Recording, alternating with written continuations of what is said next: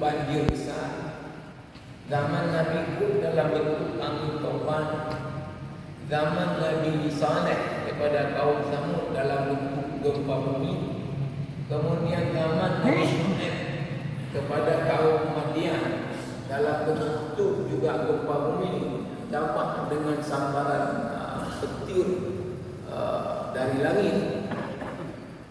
Maka kemudian di ayat 97-98 Allah mengatakan afa amina ahlul qura ayyatiyahum ba'suna bayatan wa hum na'imun.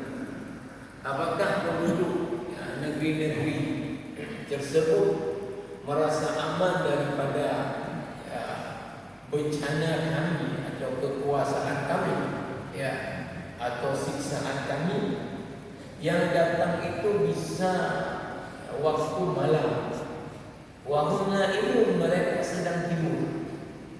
Bisa juga ayat selanjutnya seperti kita tsunami, orang sedang olahraga, orang sedang bermain di pantai. Awamin ahlul qura ayatiyahum ba'suna duha wa hum yal'abun. Bisa juga datang di waktu duha wa hum yal'abun, sedang beraktivitas, sedang bermain. Jamaah rahimakumullah, saya mengusulkan kepada pemerintah Aceh Besar melalui Bapak PJ Aceh Besar, ya, saya WA, saya menyampaikan bahwa pemerintah Aceh Besar menggalang bantuan untuk saudara-saudara kita yang musibah itu, baik itu di kalangan pemerintah sendiri atau pegawai seberapa yang mampu, juga bisa melalui masjid-masjid. Nanti kalau terkumpul dana yang ada dan jumlahnya lumayan, ya, maka mungkin bisa kita bangun sebuah fasilitas, misalnya Masjid Aceh Besar di Turki. Ini bisa meninggalkan kenangan yang lebih ini, ya, berbanding kita misalnya kirim makanan, kirim apa yang sudah dimakan. Generasi selanjutnya kemudian mungkin bisa lupa. Tetapi mungkin orang Aceh akan lama melupakan Oman karena ada Masjid Oman. Dan kita kapan-kapan berkunjung ke Turki akan teringat, atau generasi kita dulu orang-orang tua kita ada bantu. Ini tandanya adalah Masjid Aceh Besar di Turki. Para jamaah rahimahumullah, ini mengingat bahwa jasa orang-orang Turki terhadap kita ketika musibah tsunami itu, ya, mungkin sangat luar biasa, ya. Dan itu masih ada saksi-saksinya. Mungkin jamaah rahimahullah, di antara fasilitas bangunan rumah yang paling bagus dari berbagai NGO, berbagai negara, itu yang dibangun. Misalnya perumahan di Lampung, ya, dari segi kualitasnya. Begitu juga begitu lama Turki membagi roti, walaupun itu bukan kebiasaan kita makan roti-roti besar, tapi Turki begitu lama membagi gratis, ya, makanan kepada kita. Dan waktu itu mengingatkan kembali hubungan Aceh masa Iskandar Muda dengan Turki. Maka sangat pantas kalau kemudian kita juga, ya, ikut, ya, membantu saudara-saudara kita yang lagi dalam keadaan musibah. Nah, Allah Subhanahu wa taala melalui Rasulullah sallallahu alaihi wasallam menggambarkan kondisi seharusnya, ya, muslim ini, orang-orang yang beriman, apapun negaranya, apapun warna kulitnya, apapun etnik dan bahasanya, mereka adalah saudara yang diikat oleh al-ukhuwah al-islamiyah atau al-ukhuwah al-imaniyah. Di dalam hadis Sahih Bukhari, misalnya Rasulullah SAW memberikan gambaran, mathalul mu'minina fi tawaddihim wa tarahumihim wa ta'atufihim masalul jasad idza ishtaka minhu 'adwan tada'a lahu sa'irul jasadi bis-sahari wal humma. Perumpamaan orang mukmin sesama mukmin dalam kehidupan di dunia ini saling kasihani, ya, saling tolong-menolong, ibarat satu jasad, satu badan. Idza ishtaka minhu 'adwan, apabila satu organ daripada tubuh itu sakit, ya, mengeluh, maka tada'a lahu sa'irul jasadi bis-sahari wal humma, maka seluruh badan akan merasa sulit untuk tidur dan kemudian merasa meriang. Artinya kalau ada orang mukmin ini yang dalam keadaan kesusahan, maka mukmin yang lain mesti merasa juga susah dan merasa juga dalam keadaan kesedihan ketika ada muslim lain di mana-mana dalam keadaan kesedihan. Begitu juga dalam hadis sahih Bukhari lainnya, al-mu'minu lil-mu'mini kal-bunyani yashuddu ba'dahu ba'dha. Orang mukmin untuk mukmin yang lain seperti sebuah bangunan di mana seluruh struktur bangunan itu memperkokoh keberadaan bangunan. Artinya saling menguatkan. Ketika ada yang lemah dikuatkan sama yang kuat. Inilah orang-orang mukmin. Maka banyak sekali hadis-hadis yang menjelaskan tentang keutamaan membantu kesulitan saudara kita yang mukmin di dunia ini, dengan Allah akan menyelesaikan kesulitan dunia dan akhirat kita ketika kita membantu saudara-saudara kita. Para jamaah yang mulia, ini yang kita juga ingin ambil pelajaran penting, bahwa kalau kita lihat di dalam Al-Quran, di dalam hadis, tidak banyak ayat dan hadis yang berbicara mengenai bagaimana kita harus takut, bagaimana kita mesti mengantisipasi, ya, musibah-musibah bencana di dunia. Lebih banyak ayat dan hadis berbicara kita ini bagaimana harus takut dan mengantisipasi musibah akhirat.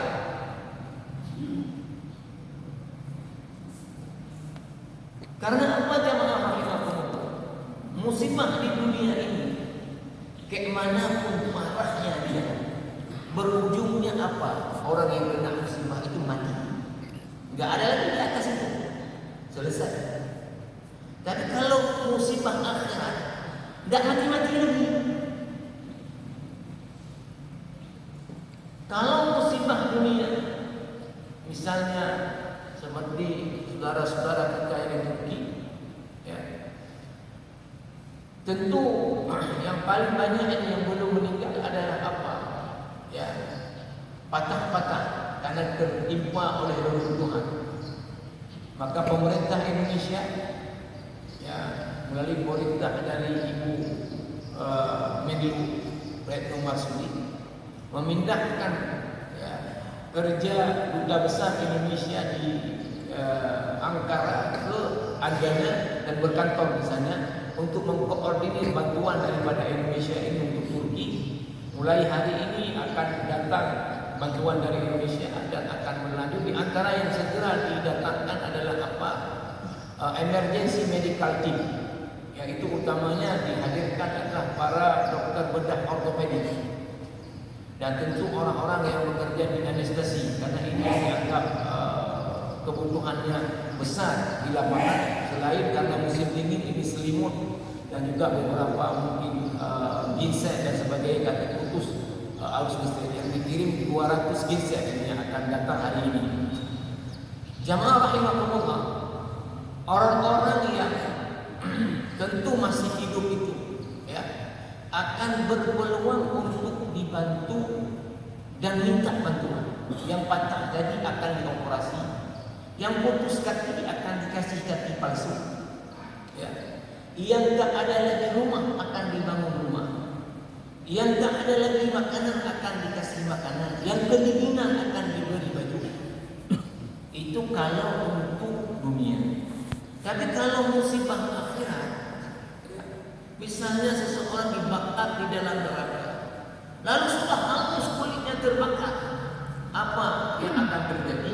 Kata Allah, kullama nadijat juluduhum, ketika kulit-kulit mereka sudah masak dibakar hangus, baddalnahum juludan ghairaha, kami ganti lagi dengan kulit yang baru, kami bakar.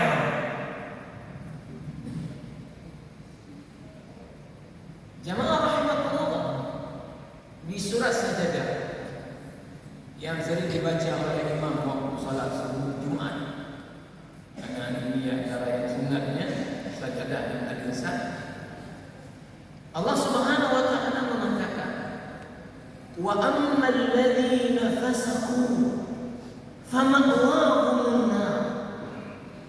Adapun orang-orang yang fasik, fasik ini adalah bahasa lainnya maksiat. Maksiat itu dalam pandangan agama dua dia. Yang dilarang itu dibuat, artinya yang diharamkan dibuat, ini fasik. Yang kedua yang wajib kemudian tidak dia kerjakan, ini fasik. Wa ammal ladzina fasaqu, adapun orang-orang fasik, fama'wahumun nar, tempat mereka nanti di neraka. Kullama aradu an yakhruju minha, setiap ingin keluar daripada neraka karena tidak tahan lagi dengan neraka, wa'idu fiha, dikembalikan lagi ke dalam neraka. Wa qila lahum, akan dikatakan kepada mereka, dzuqu 'adzaban nar allati kuntum bihi tukadzibun, rasakan azab neraka yang kalian dulu di dunia tidak percaya. Anggap pasti dulu sudah diingatkan, kecau adalah kau yang gede di mahal akhirat, hanya kalian itu nyampe korupsi, ada kemudian ada pesantren, ada agama tampuh mana yang gede di akhirat, hanya utang. Allah mengatakan, wa qila lahum dzuqu 'adzaban nar, rasakan itu azab neraka alladzi kuntum bihi tukadzibun, uradihu anhu hadabati. Ini kalau musibah akhirat. Maka jemaah rahimahullah, banyak ayat dalam Al-Quran mengingatkan kita untuk takut kepada musibah akhirat dengan betul-betul takut.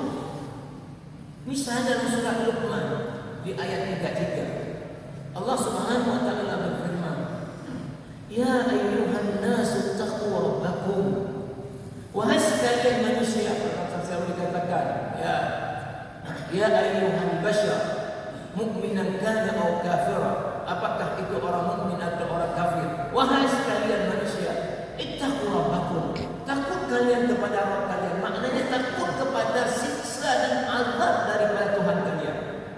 Wakhshaw yawman, takutlah kalian kepada satu hari, la yajzi walidun 'an waladihi, di mana pada hari itu bapa tidak bisa bantu anaknya, wala mauludun huwa jazin 'an walidihi syai'a, begitu juga anak tidak bisa bantu bapaknya. Kalau musibah dunia, jangankan bapak bantu anak, orang enggak kita kenal pun akan bantu. Waktu tsunami, berbagai orang di dunia ini yang non muslim datang, orang Eropa datang bantu, orang yang komunisnya bantu, orang yang Kristen bantu, orang yang macam-macam di dunia datang bantu. Di akhirat jangankan orang lain, bapak tidak bisa bantu anak-anak, tidak bisa bantu bapak untuk hari itu kalian harus tahu. Kalau dunia ini kemanapun parahnya musibah, berpeluang untuk dibantu dan minta bantu. Tapi akhirat orang tua tidak bisa bantu anak-anak, tidak bisa bantu anak orang tuanya. Lalu Allah melanjutkan mengatakan apa? Inna wa'adallahi haq, janji Allah akan hari itu ini perkara hak, perkara betul, bukan dongeng. Bahwa semua kita akan menghadapi hari di mana orang gak bisa bantu orang lain walaupun keluarga dekat. Ini perkara hak yang mesti diyakini. Fala taghurrannakumul hayatud dunya wa la yaghurrannakum billahil gharur. Maka jangan sekali-kali kemewahan hidup di dunia, perhiasan dunia, fasilitas dunia ini menipu daya kalian, sehingga kalian apa? Tidak takut kepada hari di mana tidak bisa kita saling membantu. Teringat pun kepada hari itu tidak ada. Apalagi mempersiapkan hari itu untuk kemudian bagaimana kita bisa menyelamatkan diri masing-masing, karena tidak bisa diselamatkan orang lain. Jangan tertipu oleh dunia. Di surah Al-Baqarah ayat 48 Allah juga menyampaikan, wattaqu yawman la tajzi nafsun an nafsin syai'a. Takut semua kalian kepada satu hari di mana satu jiwa, satu orang tak bisa bantu orang lain sedikit pun. Tak bisa bantu orang lain. Wala yuqbalu minha syafa'atun wala yu'khadhu minha 'adlun wala hum yunsarun. Pada hari itu juga tidak bisa orang memberi syafaat kepada orang lain, dan pada hari itu tidak diterima tebusan. Di dunia ini, mohon maaf jemaah yang mulia, ya. Apa itu arti syafaat? Syafaat itu dalam bahasa Arab artinya dia adalah genap. Lawannya witar, ganjil.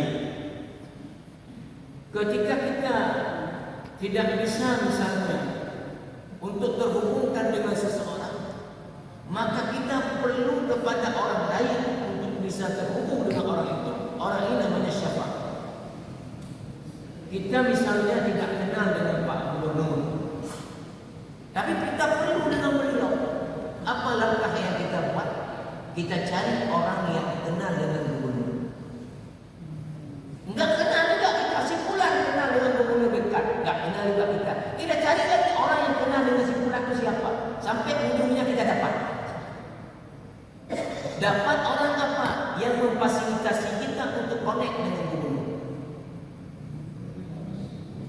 Kita misalnya butuh darah, ya, untuk apa operasi? Tidak kenal dengan orang PMI, ketuanya ada, pengurusnya. Kita cari tahu siapa orang yang kenal dengan itu untuk dikonekkan kita. Di akhirat ini tidak berlaku.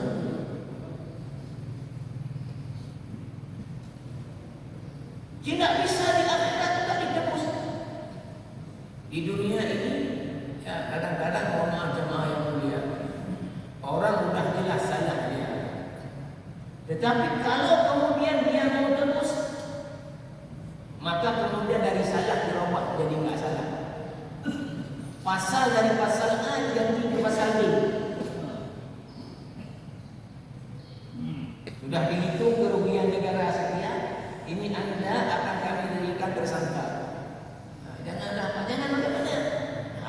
Sekian mau, ini kita robah pasalnya. Bisa ditebus kalau di dunia ini. Di akhirat tidak berlaku. Wala yuqbalu minha 'adl. Adl di sini maknanya agar tidak ditebus. Wala hum yunsarun. Tidak akan dibantu. Di surat Fatir ayat 18 Allah Subhanahu wa taala juga mengingatkan dan mengingatkan tentang perkara ini di 5 tempat dalam Al-Quran. Apa dia? Dosa seseorang itu tidak bisa dipikul orang lain. Wala taziru waziratun wizra ukhra. Ini di 5 tempat dalam Al-Quran. Salah satunya di surah Fatir ayat 18. Wala taziru waziratun wizra ukhra. Dosa seseorang di akhirat tidak bisa dipikulkan oleh orang lain. Wa in tad'u muthqalatun ila himliha la yuhmalu minhu syai'un walau kana dha qurba. Kalau sekiranya orang yang berdosa banyak, muthqalah yang tadi kata tapi berat. Berat kenapa? Banyak dosa. Wa in kana musqalatun, kalau orang banyak dosa, wa in tad'u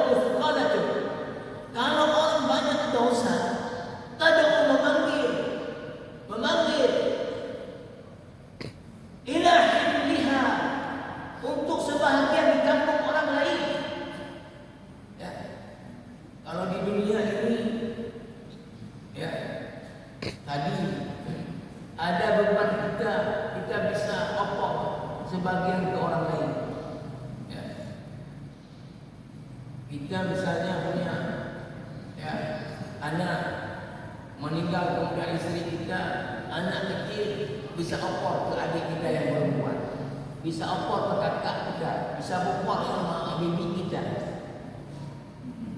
Orang yang banyak dosanya kemudian dia cari orang untuk dia opor sebagian dosanya ditanggung orang lain. La yuhmal minhu syai'un, tidak akan dipikul sedikit pun oleh orang lain. Wa in kana dza qurba, sekalipun itu hubungan kerabat nasabnya sangat dekat. Siapa kerabat dekat nasabnya? Ya, suami istri, bukan istri nasab dalam perkawinan, bapak dengan anaknya, anak dengan bapaknya, kemudian kakak dengan abangnya, dengan adiknya, kemudian dengan pamannya, dengan kakeknya. Ini adalah zakat. Tidak bisa. Di surah An-Najm Allah Subhanahu wa taala juga menyebutkan alla taziru waziratun wizra ukhra. Dosa orang itu tidak bisa dipikul orang lain. Wa alaysa lil insani illa ma sa'a. Orang akan dapat apa? Apa yang dia buat di masa hidup dia di dunia ini. Wa anna sa'yahu sawfa yura. Apa yang dia buat dia akan diperlihatkan nanti di akhirat. Wa anna ila rabbikal muntaha. Semua kita ini ujungnya akan berhadapan dengan Allah di akhirat nanti. Beagok-agok orang di dunia ini. Saya lihat orang berani maksiat luar biasa. Mohon maaf jadi punya birokrasi hanya hidup keluarga kemudian hidup berani kampuh mana. Kayaknya tidak ada rasa takut. Gimana mau bertanggungjawabkan itu di akhirat ini? Orang-orang yang punya kekuasaan dengan kekuasaannya dipikiran beagok-agok orang di dunia diagok-agok. Ada bintang di bahu, ada pangkat, ada apa? Akhirat ada beagok-agok orang. Semua akan berakhir di mana? Di hadapan Allah Subhanahu wa taala, di mahkamahnya Allah Subhanahu wa taala. Ini jamaah rahimakumullah, perkara yang kita diingatkan untuk betul-betul harus untuk musibah yang tak akan bisa dibalik. Lalu kemudian jamaah rahimakumullah, bagaimana kok dikatakan tadi akhi menyebutkan Nabi Muhammad memberi syafaat, kita mengharapkan yang hadir itu semua dapat syafaat. Ya, anak yang hafid bisa memberi syafaat kepada orang tuanya. Ya. Di pembahasan di bab akidah tentang syafaat ini, betul bahwa orang dua syarat untuk bisa syafaat itu berlaku di akhirat ini. Pertama adalah orang mukmin ke mukmin. Ya, mukmin kafir itu finish, tidak ada. Yang kedua apa? Terikat syafaat itu untuk bisa diberi dengan izinnya Allah Subhanahu wa taala. La yashfa'u 'indahu illa bi'idzni. Ayat kursi. Wa man dzal ladzi yashfa'u 'indahu illa bi'idzni. Makanya kenapa kita diingatkan dengan perkara ini? Supaya kita jangan kemudian menggantungkan dengan nanti anak saya, nanti dengan anak saya. Apakah Allah mengizinkan anak memberikan kita kemudian syafaat kalau kemudian kita tidak ada usaha? Apakah kita bisa dapatkan syafaat dari Rasulullah SAW? Itu terikat dengan izinnya Allah Subhanahu wa taala. Tetapi yang paling pasti apa? Mesti setiap orang tadi adalah apa? Apa yang dia kerjakan oleh dirinya itu yang paling menentukan. Kadang-kadang kita ada orang yang terlalu pede ya pada jemaah. Pede dengan hadis. Dan ini hadisnya memang derajatnya sah. Apa? Setiap orang mati dalam keadaan beriman mesti nanti ujungnya dimasukkan ke surga. Betul ini. Ya. Betul. Walau sebanyak apapun dosanya. Ini pemahaman ahli sunnah. Wal jamaah. Beda dengan pemahaman Mu'tazilah. Dia ada di tempat ada luar tempat enggak ke surga enggak ke neraka. Bagaimana tempatnya kita enggak tahu. Kata Mu'tazilah. Betul jamaah rahimahullah. Hadis-hadisnya derajat menerangkan adalah derajat sahih. Tetapi jamaah rahimahullah, ya. Pertama, kalau di akhirat mampu di dunia. Nah, kalaulah kita misalnya karena dosa-dosa kita memang menuju karena beriman kita masuk ke dalam surga, satu hari aja dibakar akhirat, maknanya 1000 tahun dunia. Panasnya api neraka itu 100 kali lipat daripada apinya di dunia. Maka kalau seandainya jamaah rahimahullah kita tidak tahan dengan api di dunia dalam hitungan detik, bagaimana dengan 100 kali lipat itu? Ustaz Khairul Rafiqi pada minggu yang lalu yang ada sudah tidak menyebutkan contoh. Bagaimana